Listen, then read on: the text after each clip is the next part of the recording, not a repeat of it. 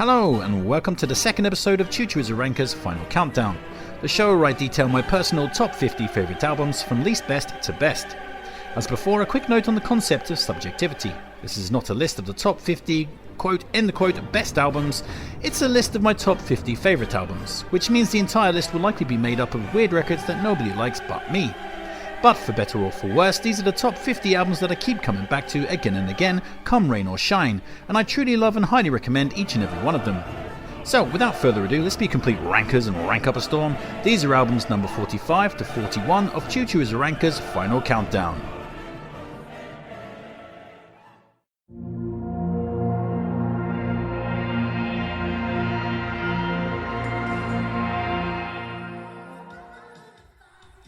So we're going to be kicking off this episode with Art Angels by Grimes from 2015, which was Canadian dream pop and electronica star's fourth LP. And here Grimes turns away from the more ambient moods of her first three albums and steps onto the path of direct, pop-laden diva pop. This LP is more indebted to artists like Madonna than to someone like Kate Bush, who Grimes often felt akin to on her earlier work. And whilst that might seem like an artistic downgrade, it actually works like gangbusters.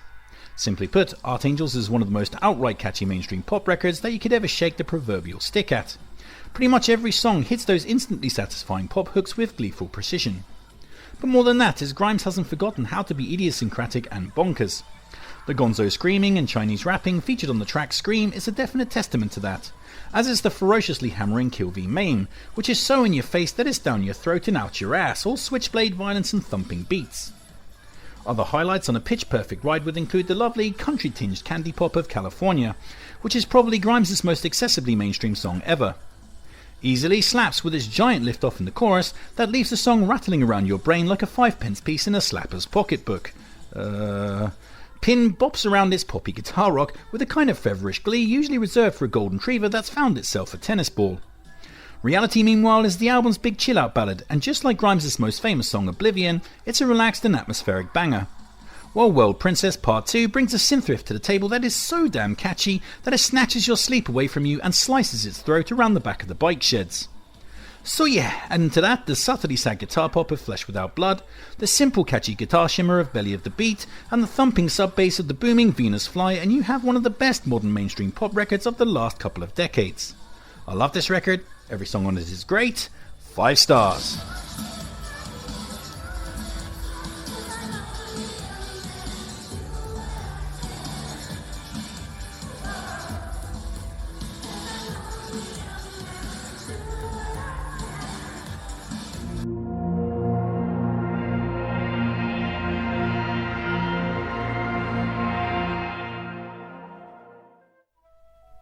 Next up we have Foxtrot by Genesis from 1972, which was the English prog rock band's fourth LP.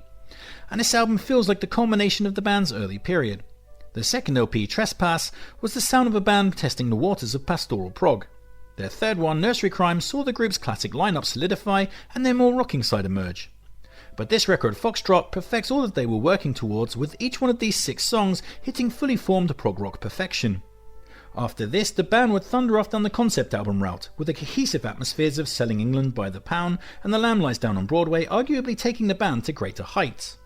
But while Foxtrot lacks the cohesive gravitas of those future endeavours, it makes up for it in straight-fire consistency. Like I already said, each of these songs is a pristine nugget of singular awesomeness.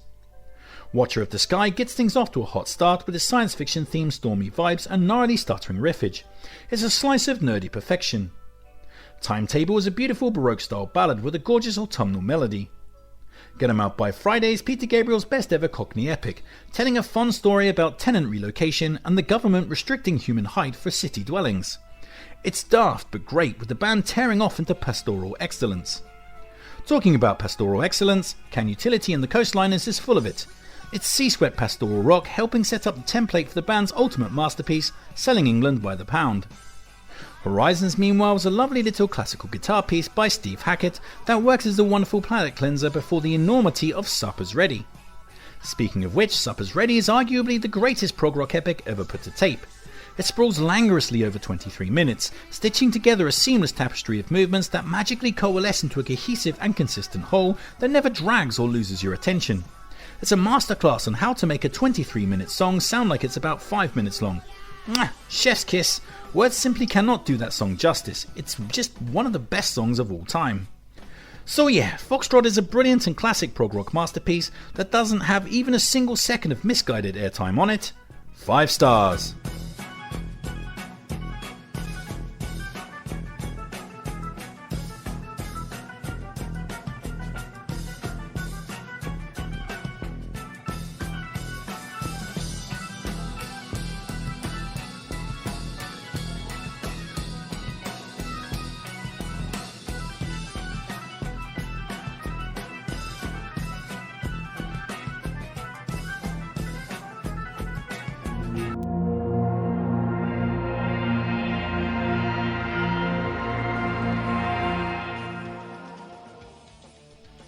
Next up we have Seventh Son of a Seventh Son by Iron Maiden from 1988, which was the band's 7th LP.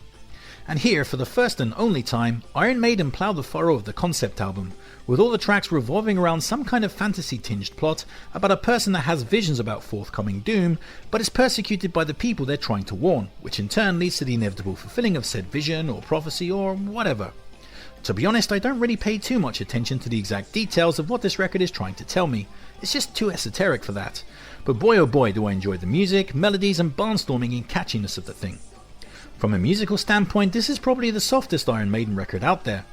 The album's sing-along choruses, liberal use of synths, and even, God forbid, the occasional detour into acoustic or clean guitar work slides it closer to the world of alt-rock than any other release by the band. I mean, hey, the bouncing radio-ready pop chorus of "Can I Play With Madness" could conceivably be by a slightly heavy-set indie rock band.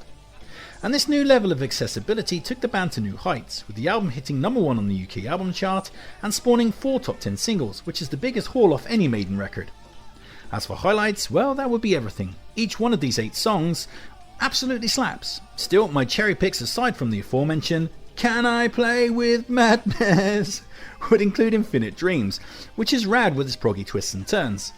The section with all the guitar solos and that super melodic guitar riff is just to die for. The Maiden standard, The Evil That Men Do, has a grinding swagger that makes it a whole bunch of iconic metal fun. The 10-minute long album centerpiece, Seventh Son of the Seventh Son, is so awesome. Its insanely catchy chorus offset by a sea of icy synths and theatrical atmospherics.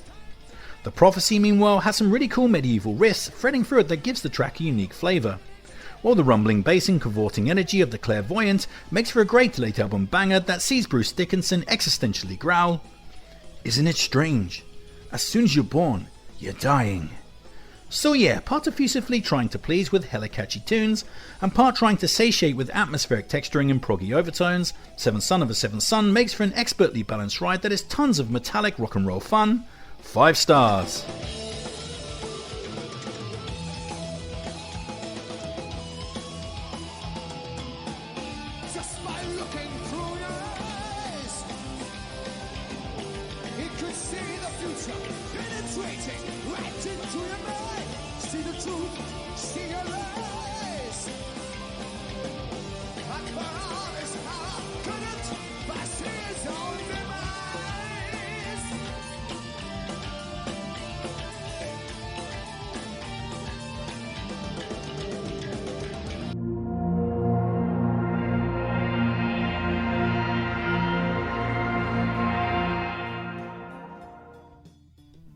Coming in next we have Odelay by Beck from 1996, which was the American genre-hopping icon's 5th LP. And this album saw Beck break out of the American indie scene and into the mainstream, becoming a worldwide smash, going platinum in many different countries including Canada, the USA, New Zealand, the UK and Japan. The record also took in a flood of ecstatic reviews, ending up on pretty much everybody's 1996 end-of-year list and going on to feature regularly on all-time lists too. And with good reason. Show me a bad track off this and I'll show you a liar. Odelay is an incredible record that takes elements of hip-hop, country, pop, post-punk and art rock and fuses them together perfectly to create an eclectic package that veers impressively between rampagingly silly fun and collapsing melancholy. The variety and inventive nature of the record is really quite breathtaking. Highlights on the stamped and dated masterpiece includes, well, everything. Yeah, we're back in that same boat again, but we are dealing with my personal favourite records of all time, so there's obviously not going to be much to complain about. Still, as for cherry picks, Hot Wax is a great country-inflected hip-hop track that has some unforgettable lyrical moments, with Beck purring, shocked my fingers, spots on my hand, been spreading disease all across the land. Beautiful air condition, sitting in the kitchen wishing I was living like a hitman. Lord Nose and Sissy Neck are brilliant moments of incredibly catchy country rock, the latter again amusing with some eyebrow raising lines like, "My neck is broken and my pants ain't getting no bigger. I've got a beard that will disappear if I'm dressed in leather." What? Novocaine is rad with its chunky distorted bass, cool hip hop energy and memorable screams of "Novocaine!" Where It's At is vaguely iconic these days with its instant party starting rap flows, while its sister song, High Five, is a lot of fun with its multitude of daft twists and turns. The track's comedy bent, designed to slap a smile all across your perpetually grim face. But yeah, I'm barely scratching the surface there. From the hectic industrial skit-side pop of Devil's Haircut, to the smooth grooves of The New Pollution, to the delicate country balladry of Jackass, to the wiry post-punk of Minus, there's just not a weak second on the entire package. Odelay by Beck is a must-listen for anybody with functioning ears. 5 stars. It's a jam, come Novocaine. I'm a preaching tech.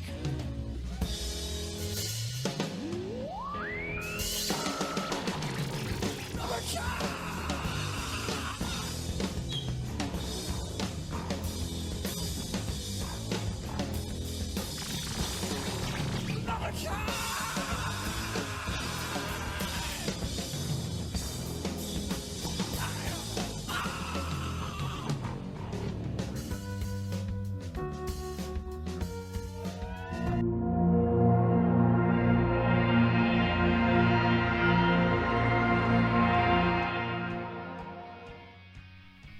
So, concluding this episode at number 41, we have Dogman Star by Suede from 1994, which was the Britpop stalwart's second LP.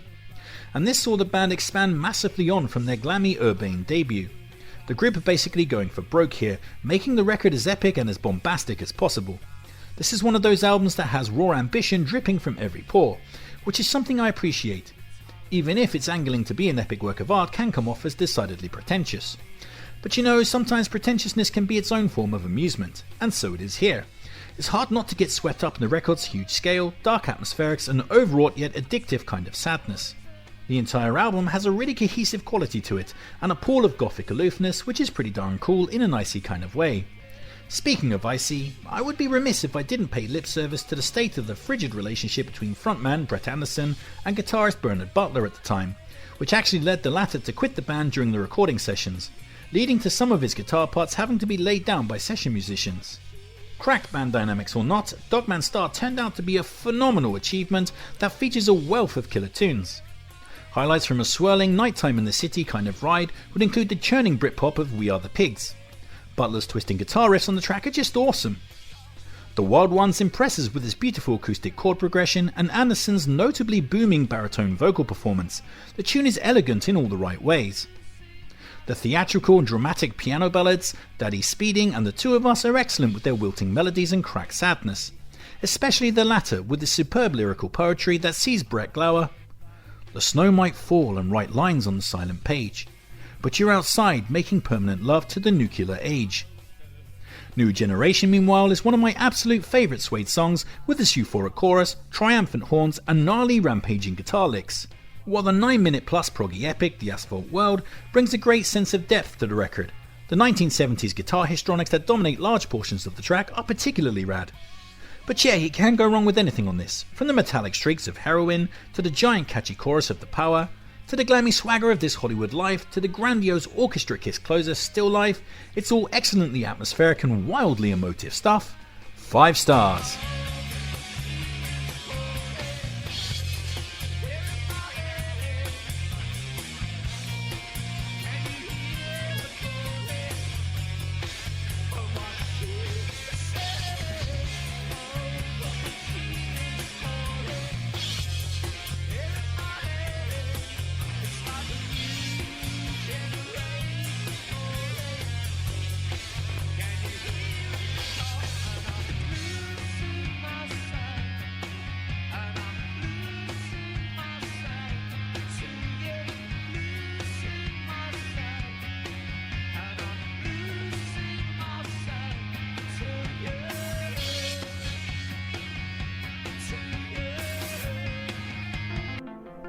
So, take your fingers out of that $5 skank and turn your attention to the Battle of the Decade style scoreboard that tabulates how many records from each decade make up my personal top 50 records.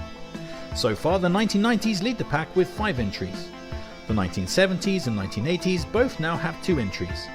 The 2010s get on the board with 1 entry, and both the 1960s and 2000s have yet to see any action. And that's episode 2 of Chuchu as a Ranker's final countdown in the bag. Feel free to sound off in the comments and tell me how you'd rank these records. Don't forget to like, share, subscribe and all that other kind of YouTube jazz. Make sure to take care of yourself, but most importantly, just keep on ranking.